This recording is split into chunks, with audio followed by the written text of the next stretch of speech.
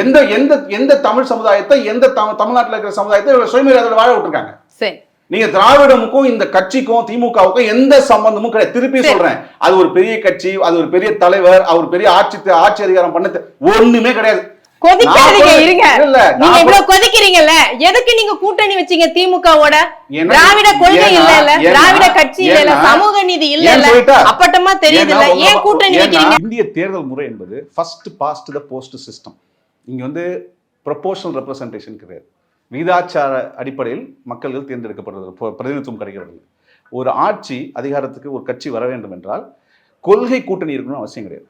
தேர்தல் கூட்டணி இருக்கலாம். ஏன்னா சட்டமன்றத்திற்கு பாட்டாளி மக்கள் கட்சி சார்பாக போகணும், பாராளுமன்றத்துக்கு பாட்டாளி மக்கள் கட்சி சார்பாக போகணும். அன்னைக்கு தேர்தல் கூட்டணி வைத்ததோடு தான் இன்னைக்கு எங்களால இந்த திமுக அரசுடைய இந்த அளவுக்கு எதிர்த்து பேச முடியுது. அப்ப அன்னைக்கு அவங்க இடம் கொடுத்து எம்எல்ஏ சீட் உங்களுக்கு கொடுத்ததுனால இன்னைக்கு நீங்க பேசுறீங்க தேர்தல் கூட்டணி வச்சு வாங்கிப்பீங்க, அப்புறம் கொள்கையை பத்தி பேசுவீங்கன்னா என்ன நியாயம்? கருணாநிதி அவர்கள் எங்க எம்எல்ஏ எங்க ஓட்டு இருக்குல்ல, அதை வச்சுட்டு அவர் முதலமைச்சராக இருந்ததுனால தான் அந்த ஆட்சியை மைனாரிட்டி ஆட்சின்னு சொல்லிட்டு இருந்தாங்க. கருணாநிதி அவர்கள் 2006 அவர் ஆட்சி அமைச்சது பாட்டாளி மக்கள் கட்சியின் எம்எல்ஏக்கள் துணையோட தான். புரியுதுங்களா? அவங்க ஆட்சி வந்துச்சதே பாட்டாளி மக்கள் கட்சியோட துணையில. அவங்க என்னமோ தனியா ஆட்சி அமைக்கல. ஊடகவியலாளருக்கு ஒரு விஷயம் சொல்றேன், இது ஒண்ணும் யாரும் அவங்க கொடுத்தது கிடையாது. பாட்டாளி மக்கள் கட்சியும் பாட்டாளிகளும் ஆட்சிக்கு வந்தோம். ஏன்னா எங்க ஓட்டு அவங்களுக்கு போச்சு, அவங்க ஓட்டு எங்களுக்கு வந்துச்சு.